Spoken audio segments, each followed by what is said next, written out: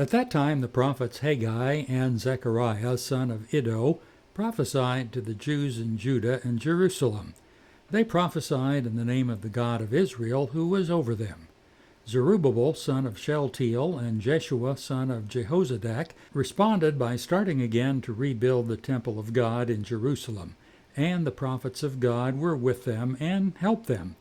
But Tattenai, the governor of the province west of the Euphrates River, and Shethar-Boznai and their colleagues soon arrived in Jerusalem and asked, "Who gave you permission to rebuild this temple and restore this structure?"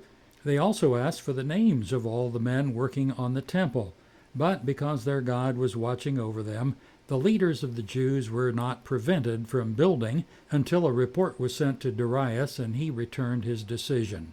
This is a copy of the letter that Tattenai, the governor, Shethar-Boznai, and other officials of the province west of the Euphrates River sent to King Darius. To King Darius, greetings. The king should know that we went to the construction site of the temple of the great God in the province of Judah. It is being rebuilt with specially prepared stones, and timber is being laid in its walls. The work is going forward with great energy and success.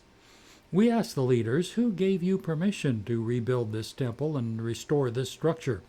And we demanded their names so that we could tell you who the leaders were. This was their answer: "We are the servants of the God of heaven and earth, and we are rebuilding the temple that was built many years ago by a great king of Israel.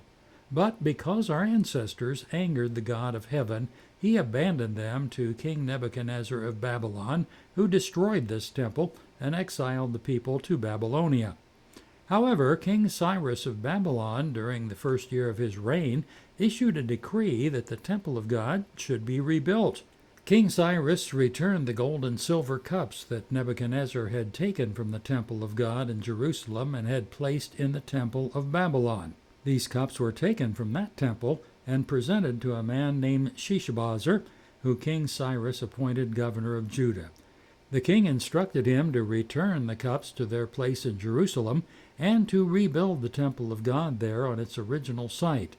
So this Sheshbazzar came and laid the foundations of the temple of God in Jerusalem.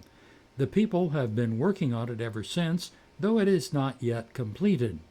Therefore, if it pleases the king, we request that a search be made in the royal archives of Babylon to discover whether King Cyrus ever issued a decree to rebuild God's temple in Jerusalem, and then let the king send us his decision in this matter."